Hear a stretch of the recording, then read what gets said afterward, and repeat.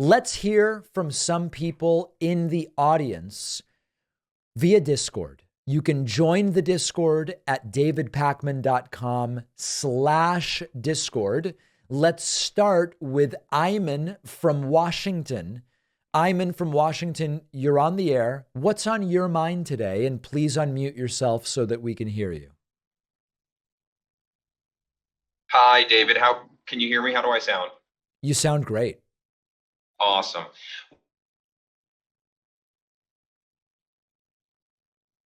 Did you have a question? All right. And there goes Ayman. Not good. Not good.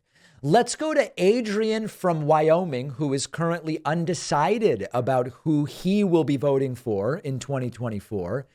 Adrian from Wyoming, welcome to the show. What's going on? Hello, David. Can you hear me? Yes, I can. Hi. So I'm a progressive in Tennessee, and I'll for sure be supporting Gloria Johnson, but I'm a little undecided about. I'm kind of fighting the lesser of two evils argument right now, especially with what's going on in Gaza. And I don't want to litigate. I want to ask a specific question about that because there's a million that could be posited. What is the best way to, because when we had Trump in office, there are a lot of people that said that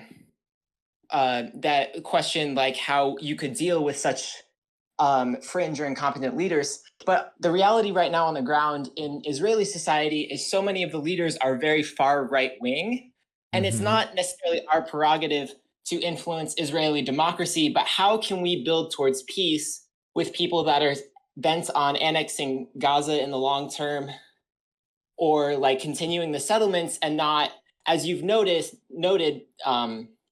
commit towards establishing firmer borders and working towards a solution in the long term. Like, I don't want to get into like all the other situations. But let's explore this. So you're saying that this issue, the dynamics of Israeli politics, are making you question who to vote for president in the United States. Am I understanding that, Adrian?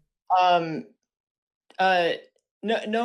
Like, are you asking for, because I'm currently undecided for 2024. That's my honest position. Yeah. But I wasn't sure if you're asking for, if you're just asking about questions for American politics right now or questions in general. No, what I'm trying to understand is, you said based on what's going on in Gaza, you're not sure who you would support in 2024.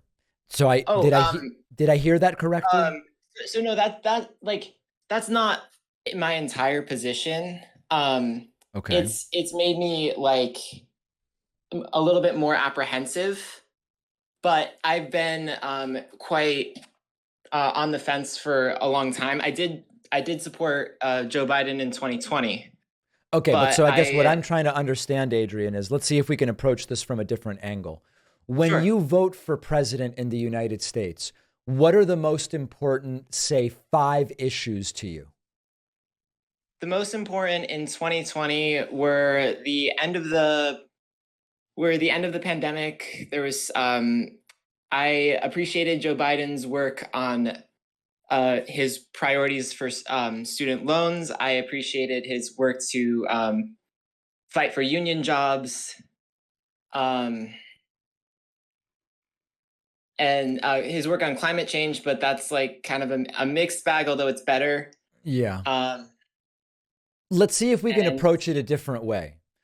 Yeah. Are you saying that one of the most important issues for you in 2024 will be the policy of Biden versus Trump with regard to the Israeli-Palestinian conflict? It's been an issue that I've been involved in activism for a couple of years now. It is something that's front and center right now, like in my conscience right now, in the work that I'm trying to do with community organizations. So here's my question. Yeah. Do you think that your view on that conflict is closer to Trump or Biden? It's closer to neither right now because there's like I almost think that if Trump were in office, at least Democrats pretend to care sometimes.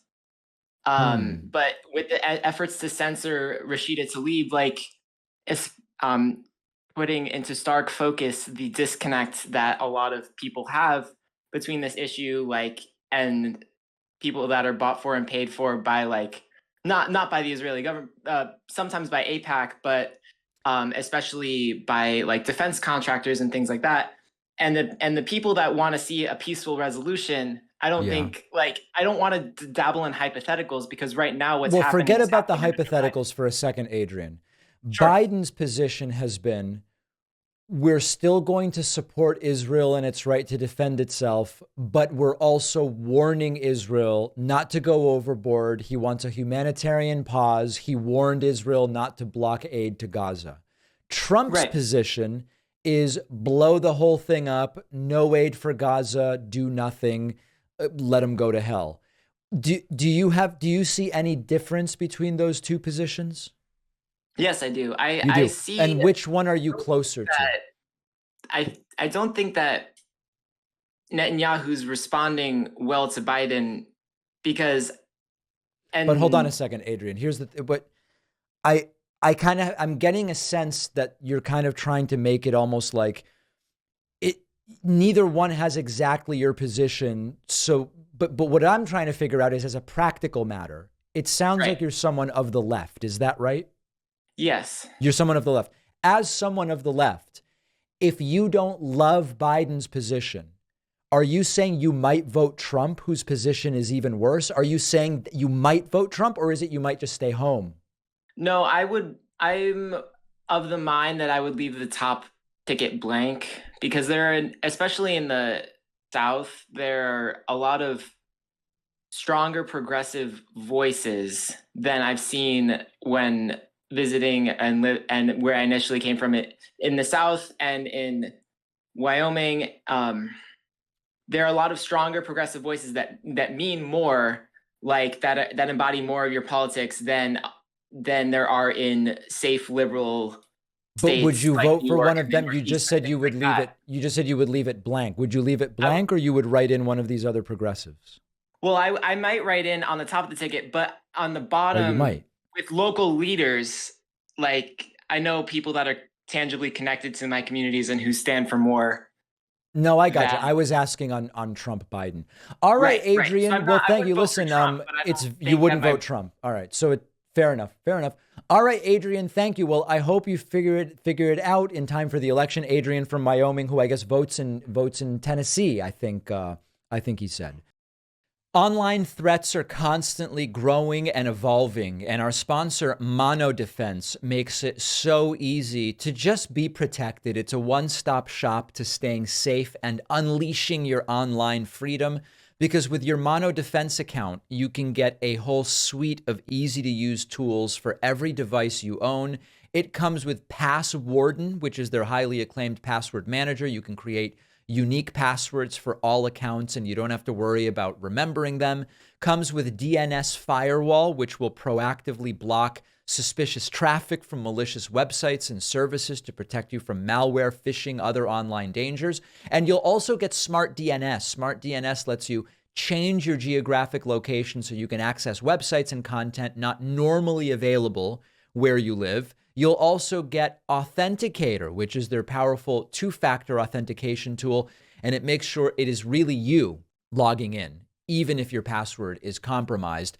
You get it all with just a single Mono Defense subscription, all of the robust, simple-to-use security tools on 5 devices. And Mono Defense is a Ukrainian company, which I think is important to support right now. Go to monodefense.com/Pacman. Get 30% off. The link is down below.